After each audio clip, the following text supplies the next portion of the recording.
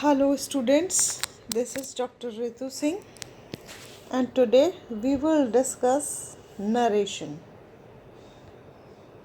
Narration, direct and indirect narration. So let us start. What is indirect speech? And what is direct speech? Direct speech means reporting the message of the speaker in exact words as spoken by him. And indirect speech reporting the message of speaker in our own word.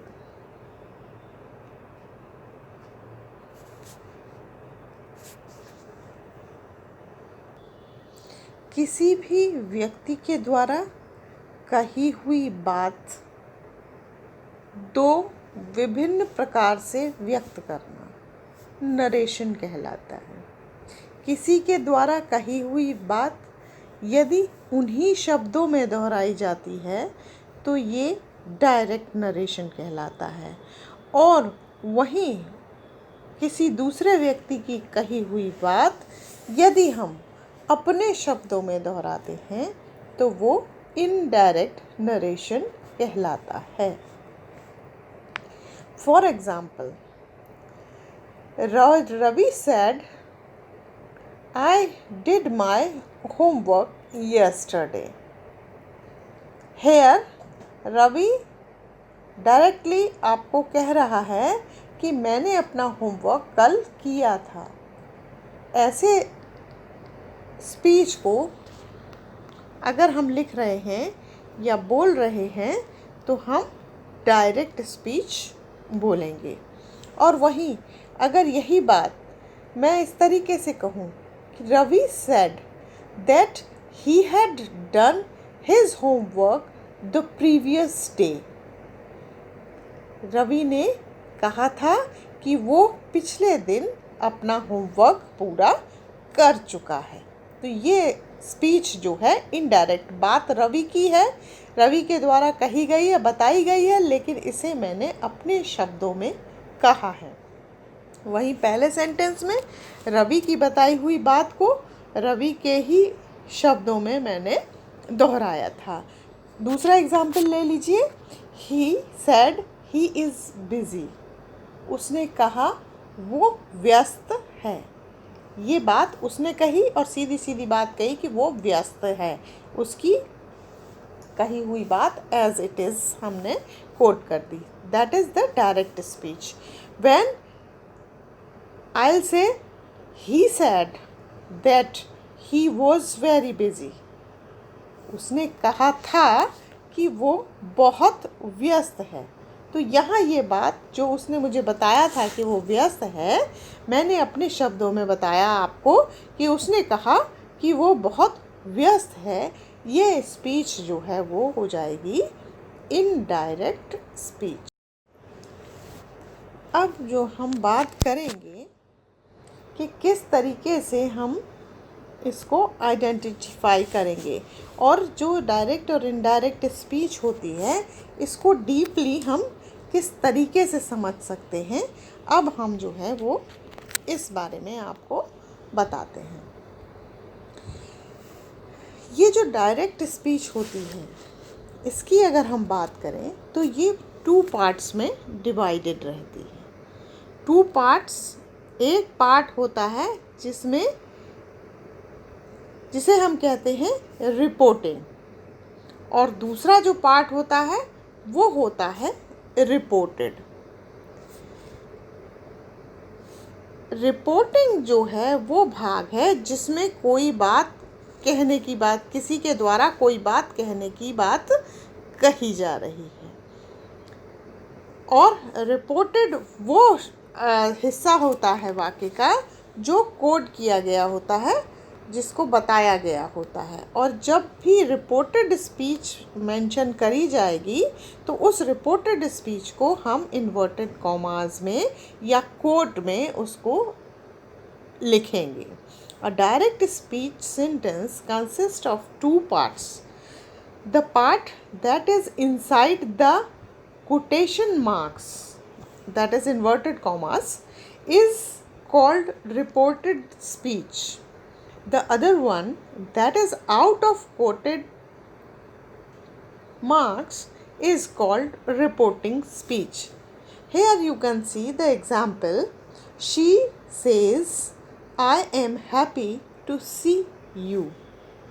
Here, first sentence, she says.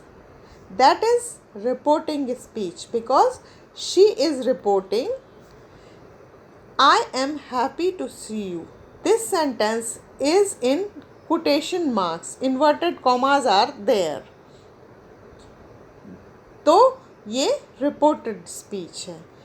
वो वाक्य का हिस्सा जो inverted commas के अंदर लिखा जाता है वो रिपोर्टेड स्पीच कहलाता है। और जो किसी के द्वारा कही जा रही है वो कोड जो इन्वर्टेड कॉमास के अंदर है, वो जो किसी के द्वारा बताया जा रहा है, वो जो है आपकी रिपोर्टिंग स्पीच कहलाता है। तो दो पार्ट हुए डायरेक्ट सेंटेंस के, एक रिपोर्टिंग वर्ब, एक रिपोर्टिंग और दूसरा रिपोर्टेड।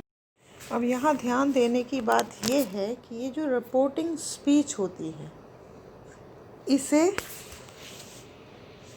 हम कहीं पे भी रख सकते हैं। रिपोर्टेड स्पीच से पहले, बीच में, बाद में, कहीं पे भी हम इसको लिख सकते हैं। तो ये एक विशेष ध्यान देने की बात होती है। अब बात करते हैं कि डायरेक्ट स्पीच को इनडायरेक्ट स्पीच में बदलने के कुछ रूल्स हैं। तो वो जो रूल्स हैं वो क्या हैं? Direct speech to indirect speech जब हम लिखना शुरू करेंगे तो सबसे पहला नियम, put that before the indirect statement. For example, he said the game is exciting. When we will write this sentence into indirect speech, we will put that after said. He said that. We will remove the inverted commas and put that after said. So first rule is this कि we will put that before the indirect statement. We will put that before the indirect statement. Second thing is this, we will change said to into told. We will change said to into told. If there is no said to, then said will be said. Example में देखिए कि he said the game is exciting. यहाँ पे हमने said को change नहीं किया है। वैसे हमें said to को चेंज करके told में कन्वर्ट करना है, लेकिन चूँकि यहाँ ओनली said है, said to someone नहीं है, इसलिए हमने यहाँ पे said को said ही रहने दिया है, केवल इन्वर्टेड कॉमास को रिमूव करके that लगा दिया है और इस तरीके से हमने इनडायरेक्ट चेंज कर दिया है। तो सेकंड रूल, जब said to होगा तो हम said to को रिमूव करके जो है उसको told में चेंज कर देंगे। अब नेक्स्ट जो है प्रोनाउंस का चेंज है कि प्रोनाउंस को हम किस किस तरीके से चेंज करेंगे। तो सबसे पहले देखिए, ये मैंने एक टेबल बनाई हुई है यहाँ पे, और इस टेबल से आप समझिए कि किस तरीके से हमें डायरेक्ट स्पीच में अगर आई का यूज़ किया गया है तो आई जब रिपोर्टेड स्पीच में कन्वर्ट होगी तो हम उसको ही या शी। और इधर अगर मी है डायरेक्ट स्पीच में, तो रिपोर्टेड स्पीच में हम मी को हिम या हर के उसमें चेंज कर देंगे। अगर डायरेक्ट स्पीच में वी है तो वी को हम चेंज करके दे कर देंगे, और अस है तो देम कर देंगे। इसी तरीके से अगर यू है तो ही, शी, दे कुछ भी हो सकता है, और यहाँ पे यू है तो हिम, हर और देम कर देंगे। उसके बाद माय की बात करते हैं। अगर माय है तो हम पोजेशन जब शो करेंगे तो माय है तो हिज या हर आएगा, माइन है तो हिज या हर्स आएगा। उसके बाद आर्स है तो देयर होगा, और आर्स है तो देयर होगा। इसके बाद योर है तो हिज, हर, देयर में कन्वर्ट हो जाएगा, और योर्स है तो हिज, हर्स एंड देयर्स। इस तरीके से हम प्रोनाउन को चेंज करेंगे जब हम डायरेक्ट स्पीच को इनडायरेक्ट स्पीच में कन्वर्ट करें। अब नेक्स्ट बात हम करते हैं। If the reporting verb in the direct speech or statement is in present tense or future tense, then it remains same in indirect speech too. No change in the tense. अगर reporting verb जो है direct speech में या direct statement में वो present या future tense की है तो फिर वो टेंस सेम रहेगा, इनडायरेक्ट में भी वही सेम रहेगा, वो टेंस का कोई चेंज उसमें नहीं होगा। ये ध्यान देने वाली बात है। फॉर एग्ज़ाम्पल अगर हम बात करें, माई फ्रेंड से he is very handsome, my friend say that he is very handsome. यहाँ पे देखिए प्रेजेंट टेंस की बात है, इज़ वेरी हैंडसम, तो इसको कोई चेंज नहीं किया है, ये एज इट इज़ हमने, क्योंकि ये प्रेजेंट टेंस का है। नेक्स्ट है फ्यूचर टेंस का। My granny will say you need to eat well, ये फ्यूचर टेंस है, इसमें हमने चेंज नहीं करना है। My granny will say that you need to eat well, यहाँ पे सिर्फ इन्वर्टेड कॉमास को चेंज करके हमने दैट का प्रयोग किया है। तो अगर रिपोर्टिंग वर्ब डायरेक्ट स्पीच की प्रेजेंट या फ्यूचर टेंस की है तो सेंटेंस का टेंस जो है वो चेंज नहीं होगा। ये एक विशेष, तो यहाँ प्रेजेंट और फ्यूचर में टेंस चेंज नहीं होना है। अब जो हम नेक्स्ट बात करेंगे वो हम बात करेंगे कि वर्ब का टेंस किस तरीके से चेंज होता है। नेक्स्ट पॉइंट है वर्ब को चेंज करने का, वर्ब जो टेंस होते हैं वो किस तरीके से चेंज होंगे। अगर डायरेक्ट स्पीच में प्रेजेंट टेंस है तो रिपोर्टेड स्पीच में पास्ट टेंस को चेंज कर देंगे हम। अगर प्रेजेंट कंटिन्यूअस टेंस है तो पास्ट कंटिन्यूअस टेंस हो जाएगा। अगर प्रेजेंट परफेक्ट टेंस है तो पास्ट परफेक्ट टेंस में चेंज हो जाएगा, और सिंपल पास्ट जो है वो पास्ट रहेगा, वो भी पास्ट, सिंपल पास्ट जो है वो भी पास्ट परफेक्ट में चेंज हो जाएगा। शैल प्लस वर्ब यूज़ की गई है तो उसको चेंज करके वुड प्लस वर्ब कर देंगे हम। और अगर पास्ट कंटिन्यूअस टेंस की बात करते हैं तो पास्ट कंटिन्यूअस टेंस को चेंज करके हम पास्ट परफेक्ट कंटिन्यूअस टेंस कर देंगे। अगर डायरेक्ट स्पीच प्रेजेंट टेंस है तो जब रिपोर्टेड स्पीच की बात करेंगे तो वो हम पास्ट टेंस में चेंज कर देंगे। प्रेजेंट कंटिन्यूअस टेंस है तो पास्ट कंटिन्यूअस टेंस में चेंज कर देंगे। प्रेजेंट परफेक्ट टेंस है देन पास्ट परफेक्ट टेंस हो जाएगा। पास्ट सिंपल पास्ट है वो भी पास्ट परफेक्ट टेंस हो जाएगा। शैल के साथ वर्ब का यूज़ अगर किया हुआ है तो फिर वहाँ चेंज होके वुड के साथ वर्ब का यूज़ हो जाएगा। और पास्ट कंटिन्यूस टेंस को जो है हम पास्ट परफेक्ट कंटिन्यूस टेंस में बदल देंगे। इन बातों को ध्यान में रखना होगा जब हमें डायरेक्ट स्पीच को इनडायरेक्ट स्पीच में चेंज करना होगा। अब यहाँ पे हम बात करते हैं तो कुछ नेक्स्ट चीज़ जो है, if the reporting verb is in the past tense in the direct speech statement, then the verb within the inverted commas will be undergo corresponding changes in the indirect speech or statement.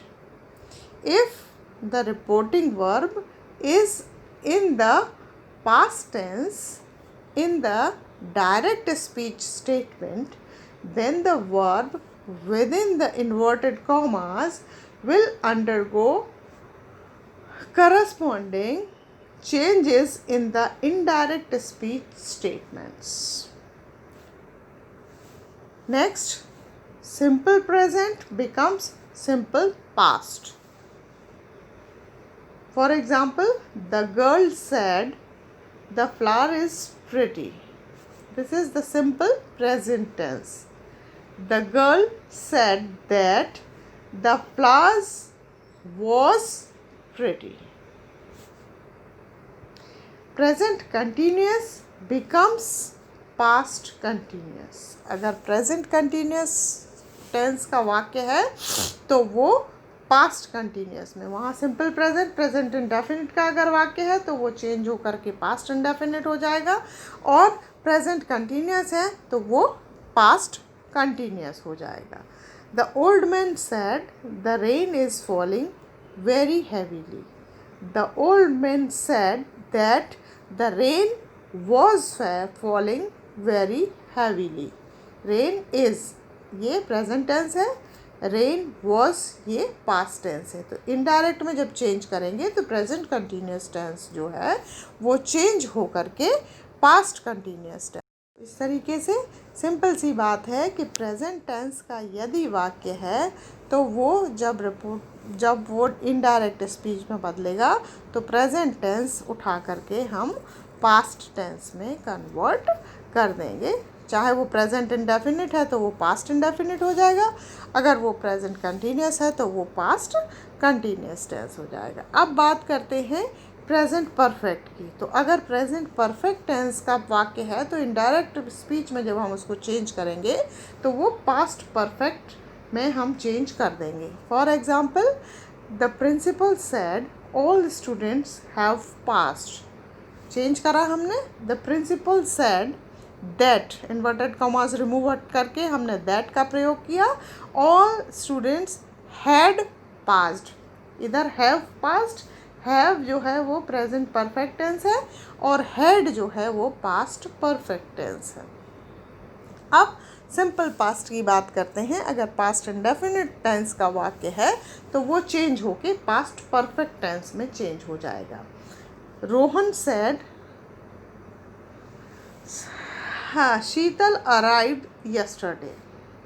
ये शीतल arrived second form verb की कर्ता के साथ में, तो past simple past है या past indefinite tense है। जब हम इसको चेंज करेंगे तो चेंज हो जाएगा। The Rohan said that Sheetal had arrived the previous day. Yesterday को चेंज करके प्रीवियस डे हम नोट डाउन करेंगे।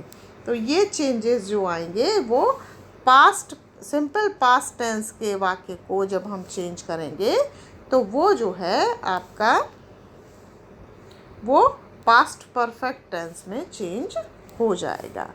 अब बात करते हैं मॉडल्स की। मॉडल्स जो है वो चेंज हो जाएंगे किस तरीके से। There past form. देखते हैं changes into their past form. Models जो होते हैं उनके सारे पास्ट फॉर्म में चेंज हो जाते हैं। For example he said he can dance. Can is the modal. So इधर अगर जब हम चेंज करेंगे तो कैन को पास्ट में ले जाके कुड कर देंगे। He said that she could dance. He said that she could dance. तो मॉडल्स को जो है वो भी इनकी पास्ट फॉर्म में जो है हम चेंज करते हैं। मॉडल्स को भी उनकी पास्ट फॉर्म में चेंज करते। तो इस तरीके से प्रेजेंट परफेक्ट टेंस जो है सिंपल पास्ट परफेक्ट टेंस हो जाएगा। और प्रेजेंट उसके बाद अगर पास्ट इंडेफिनिट है। अब बात करेंगे कि किन जगहों पर क्रिया में कोई परिवर्तन नहीं आता है, वर्ब में कोई चेंज नहीं होता है। Number 1, universal truth. अगर सेंटेंस कोई ध्रुव सत्य को इंडिकेट कर रहा है, यूनिवर्सल ट्रुथ है अगर स्टेटमेंट, तो उसमें कोई परिवर्तन नहीं होगा। जैसे सूरज पूरब में उगता है, तो इसे हम चाहे डायरेक्ट स्पीच में लिखें चाहे इनडायरेक्ट स्पीच में लिखें, this is the universal truth. सूर्य पूर्व में ही उदय होता है, तो उसको हम कोई चेंज ना करके उसको हम एज इट इज़ जो है वैसे का वैसा रखेंगे, कोई वर्ब का चेंज इसमें नहीं करेंगे। और डेफिनेट पास्ट टाइम की अगर हम बात करते हैं तो हम डेफिनेट पास्ट टाइम को, जिस निश्चित समय, जो भूतकाल का निश्चित समय यदि उसमें दिया हुआ है, तो उस निश्चित समय में हम कोई परिवर्तन टेंस का, वर्ब का नहीं करेंगे। अब फॉर मस्ट, अगर मस्ट का यूज़ किया गया है तब हमें क्या करना है, देखिए, remain unchanged if used to denote and obligation. अगर कोई ऑब्लिगेशन को बता रहा, डोनेट कर रहा है, तो उसमें कोई परिवर्तन नहीं आएगा। Change to would have to if use to express a necessity in future. लेकिन यदि भविष्य में आवश्यकता को दर्शाने के लिए मस्ट का प्रयोग किया गया है, तो वो परिवर्तित होके वुड हैव टू जो है उसमें कन्वर्ट हो जाएगा। मस्ट को पहले तो अनचेंज नहीं, कोई चेंज नहीं आएगा अगर उसमें वो डिनोट कर रहा है किसी ऑब्लिगेशन को, और चेंज होगा तो चेंज जो है वुड हैव टू चेंज हो जाएगा यदि वो फ्यूचर की नेसेसिटी को इंडिकेट कर रहा है। और have, had and had is change to had और हैड। पास्ट प्रेजेंट पास्ट में कन्वर्ट हो जाता है, बताया था।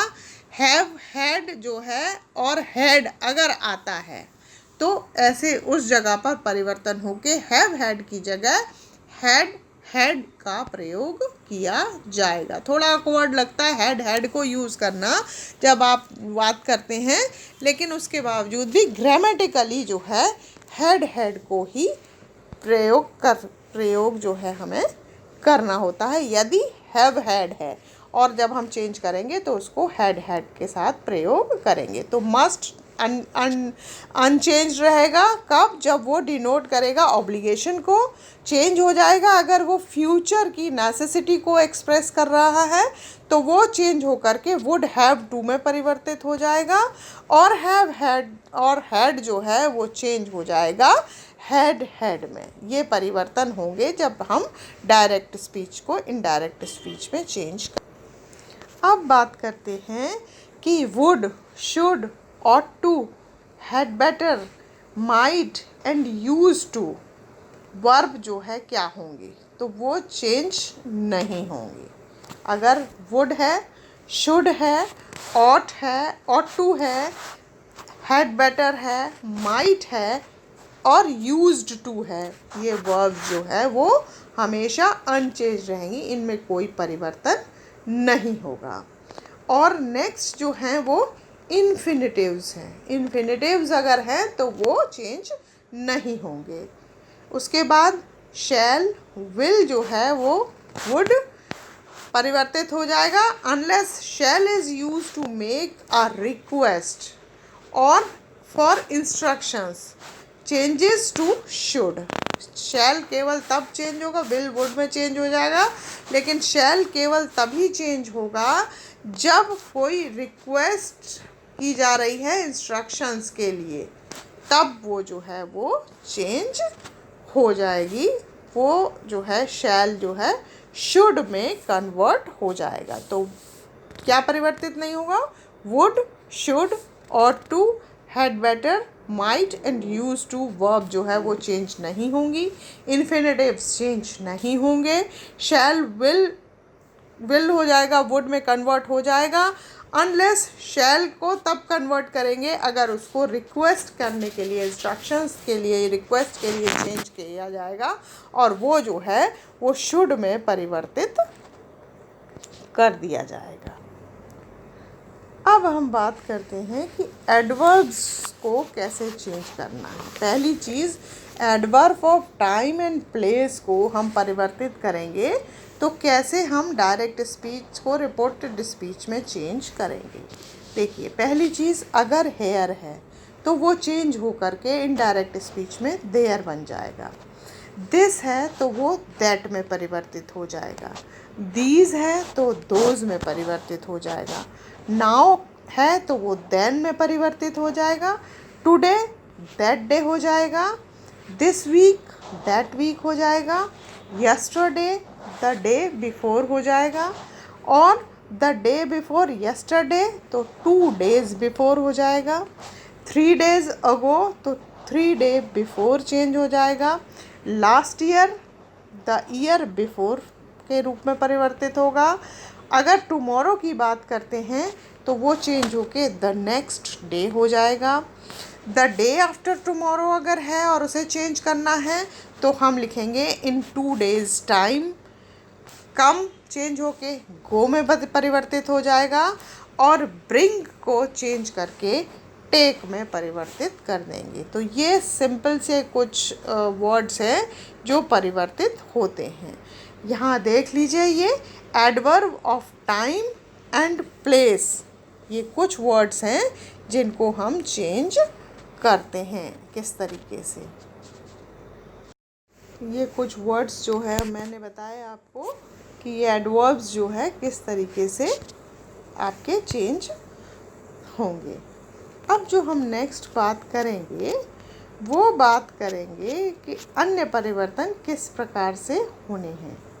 चेंज ऑफ एडवर्ब्स, यहाँ एग्जाम्पल के तौर पे समझ लीजिए आप। He said I shall discuss this matter next week, सारे वर्ड्स इसमें यूज़ हो गए। He said I shall discuss this matter next week. जब चेंज करेंगे तो ही सेड, क्योंकि सेड टू नहीं है इसलिए यहाँ चेंज नहीं हुआ, सेड है केवल, तो यहाँ लिखा ही सेड। इन्वर्टेड कॉमास को रिमूव करके हमने दैट का प्रयोग किया। दैट का प्रयोग करने के बाद ही आई शैल है तो आई शैल की जगह, क्योंकि ही की बात हो रही है तो ही की जगह हमने ही को ही यूज़ करना है आई की जगह, तो हमने ही का यूज़ किया है। और आई के साथ शैल था, ही के साथ वुड को यूज़ करेंगे हम। ही वुड डिस्कस दिस है तो दिस को चेंज करके दैट मैटर यूज़ किया है हमने the following week. Next week था आगे आने वाला, तो इसको चेंज करके फॉलोइंग वीक। नेक्स्ट सेंटेंस देखिए, she said we shifted to this house 2 weeks ago। She said, indirect inverted commas remove करके दैट। दे शिफ्टेड है, सेकंड फॉर्म है, पास्ट इंडेफिनिट टेंस है। पास्ट इंडेफिनिट को हमें पास्ट परफेक्ट में convert करना है तो that will be had. We है, वी और शी, उसके लिए शी के लिए यूज़ किया है, शी का प्लूरल नंबर आएगा दे, तो दे हैड शिफ्टेड टू। अब दिस हाउस था तो दिस को चेंज करके दैट हाउस किया है। और 2 वीक्स अगो है तो 2 वीक्स बिफोर। इस तरीके से हम जो है इसको एडवर्ब को चेंज करेंगे। तो पूरी तरह से दिस को दैट में यूज़ कर दिया है, पास्ट इंडेफिनिट को पास्ट परफेक्ट में यूज़ कर दिया है, और 2 वीक्स एगो को 2 वीक्स बिफोर यूज़ किया है। इन्वर्टेड कॉमास को हटा के दैट कर दिया है। इस तरीके से जो है वो परिवर्तित। अब हम जो बात करेंगे वो किस तरीके से प्रश्नवाचक वाक्यों को चेंज करेंगे। इंटेरोगेटिव सेंटेंसेस को चेंज करने के लिए हमें क्या करना होगा और कैसे करना होगा। तो इंटेरोगेटिव सेंटेंस के लिए देखिए, इंटेरोगेटिव सेंटेंसेस वो सेंटेंसेस होते हैं जिसमें इंटेरोगेशन सवाल जवाब की स्थिति आती है। तो प्रश्नवाचक इसको हिंदी में बोलते हैं। तो प्रश्नवाचक वाक्यों को चेंज करने के लिए क्या करना है, तो पहली चीज़ जो वो हमें करनी होती है वो हमें ये करनी होती है कि a question is changed into a statement. तो जो प्रश्न पूछा गया है वो प्रश्न को जो है हमें परिवर्तित करके जो है वो स्टेटमेंट के रूप में हमें चेंज कर देना है। Question is changed into a statement. प्रश्न जो पूछा जा रहा है उसको एक सिंपल वक्तव्य या कथन के रूप में हमें चेंज करना है। Indirect yes no questions reporting verb is changed into ask, inquire and if और वेदर इज यूज्ड। यदि प्रश्न इस प्रकार का है जिसका जवाब हाँ या नहीं में आना, ये क्वेश्चंस हो।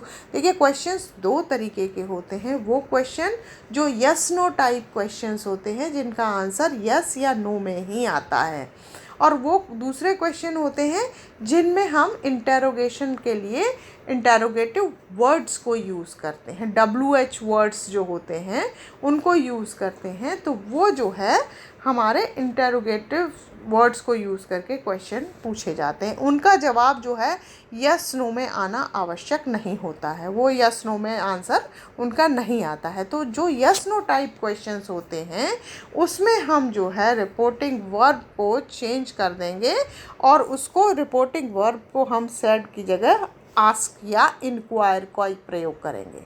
आस्क का प्रयोग करेंगे या इंक्वायर का प्रयोग करेंगे, और उसके बाद इन्वर्टेड कॉमास को जब हम रिमूव करेंगे तो इफ़ या वेदर का प्रयोग करेंगे। इफ़ या वेदर का प्रयोग हम करेंगे। दूसरी चीज़ इसमें आप उदाहरण देख लीजिए। She said are you writing a poem.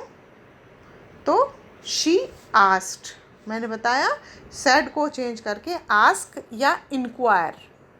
तो यहाँ शी आस्क्ड मी, ठीक है। वेदर, इफ़ या वेदर का प्रयोग करना है तो whether I was writing a poem.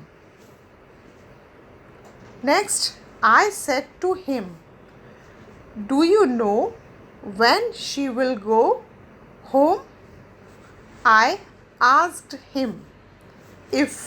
Now if he knew when she would go home. अगला देखिए, इसमें मैंने आपको बताया था प्रेजेंट टेंस को पास्ट में कन्वर्ट करेंगे। तो यहाँ डू यू है तो सेकंड फॉर्म ही न्यू आ गया, सेकंड फॉर्म आ गया। when she will को वुड में परिवर्तित कर दिया हमने। ऊपर वाले सेंटेंस में देखिए वेदर आर यू है तो यहाँ पास्ट टेंस में आई वॉज कर दिया है। तो पास्ट को हम प्रेजेंट टेंस को हमने पास्ट में कन्वर्ट कर दिया है। ये एक जनरल रूल था जो बताया था।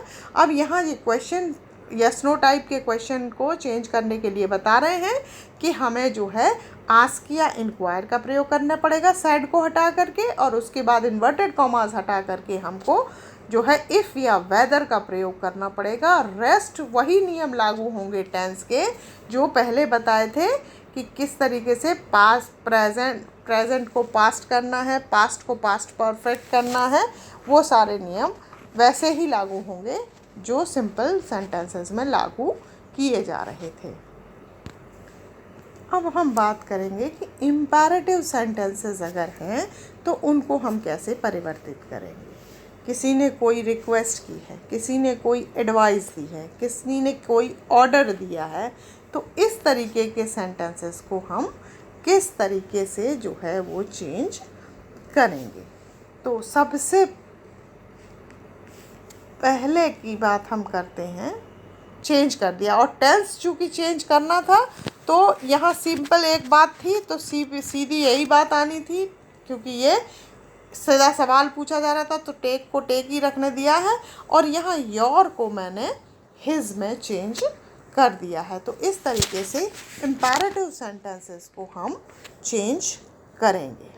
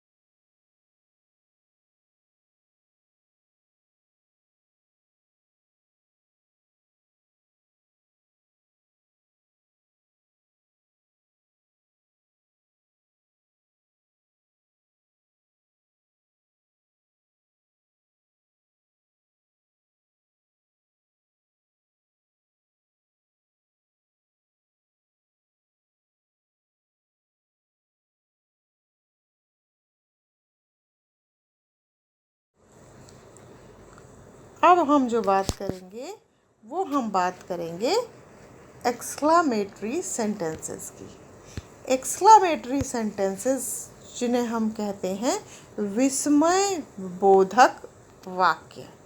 जिस बात को सुन के, विस्मय क्या चीज़ होती है, कोई अंदर से तीव्र फीलिंग हो, बहुत तेज कोई भावना जागृत हो, वो होता है एक्सक्लामेशन।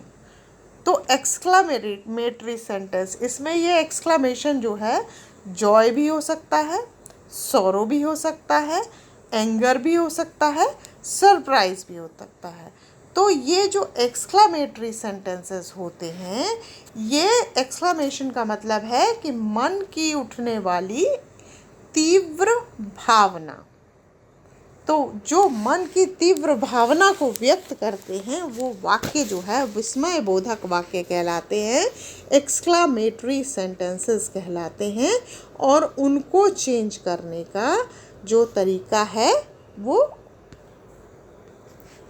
अब यहाँ ध्यान देने की बात है, in exclamatory sentences reporting verb is changed into exclaimed with. अब एक्सक्लेम्ड विद में चेंज तो हो जाएगी, और एक्सक्लेम्ड विद के साथ फिर हमें ये देखना होगा कि सेंटेंस में किस मनोभाव को व्यक्त किया गया है। क्या वह जॉय है, खुशी की बात है, सॉरो है, दुख की बात है, क्रोध की बात है, एंगर की बात है, या आश्चर्यचकित होने की बात है, या शाबाशी देने की बात है। तो ये सारी चीज़ों को मनोभाव देखने होंगे कि कौन से मनोभाव है। तो एक्सक्लेम्ड विद के साथ उस बात को हमें रखना होगा। अगर प्रसन्नता की बात है तो एक्सक्लेम्ड विद जॉय, अगर दुख की बात है तो एक्सक्लेम्ड विद सॉरो, अगर गुस्से की बात है तो एक्सक्लेम्ड विद एंगर, और अगर आश्चर्यचकित होने की बात है तो एक्सक्लेम्ड विद सरप्राइज। इस तरीके से हमें यूज़ करना होगा। For example, he said how beautiful a place. Said को चेंज किया हमने, ही एक्सक्लेम्ड। अब किस चीज़ से? हाउ ब्यूटीफुल, तो ये खुशी जाहिर कर रहा है, किसी अच्छे स्थान को देखकर खुशी जाहिर कर रहे हैं, तो एक्सक्लेम्ड विद जॉय। फिर उसके बाद हमें दैट यूज़ करना है। दैट के बाद हमें it was a very beautiful place. It was, present को पास्ट में चेंज कर दिया। अब how beautiful, very beautiful place. तो इस तरीके से हम एक्सक्लेम्ड विद के साथ जो भी मनोभाव है उसको लाएंगे, और उसके बाद हम उसको लिखने के बाद दैट को यूज़ करेंगे, और दैट के साथ फिर सेंटेंस के टेंसेस को चेंज करने का वही नियम रहेगा जो एक सिंपल वाक्य में हम चेंज करते आ रहे हैं। अब जो हम बात करते हैं कि अगला जो है exclamatory sentence, reporting verb is in exclamatory sentences, reporting verb is changed into exclaimed with Joy, sorrow and anger, surprise etcetera, और उसी के साथ जो है हमें दैट का प्रयोग करना है, और दैट के प्रयोग के साथ वही सेम चीज़ जो पिछली स्लाइड में बताई है, ये रिपीट हो गई है स्लाइड। सो आपको ज़्यादा वरी करने की ज़रूरत नहीं है। सिंपल सी बात है कि एक्सक्लेम्ड विद के साथ जो मनोभाव हैं वो उत्पन्न हो रहे हैं, उनको जो है हमें शो करना है, और उसके साथ दैट का प्रयोग करना है, और टेंस चेंज करने का वही नियम लागू होगा जो नियम अब तक जारी था।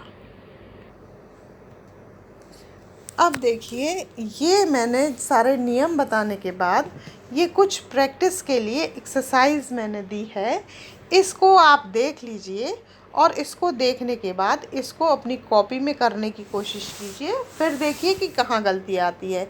इसके अलावा मैं व्हाट्सएप पे भी आपको एक्सरसाइजेस पीडीएफ में सेंड करूँगी, वो थोड़ा ज़्यादा होंगी, और पीपीटी चूँकि हमें छोटी बनानी होती है इसलिए कम सेंटेंसेस इसमें मेंशन किए हुए हैं मैंने, उसमें मैं आपको ज़्यादा से सेंटेंसेस भेजूँगी, और उन सबको आप अपनी प्रैक्टिस शीट पे जो है नोटबुक में इनकी प्रैक्टिस करिए, और फिर कहाँ प्रॉब्लम आ रही है इसको देखिए। और जूम मीटिंग जब मैं लूँगी तब उस जूम मीटिंग में मुझे आप कन्वे करेंगे कि आपको किस जगह पे, कहाँ पे, किस चीज़ में प्रॉब्लम आ रही है। Thank you.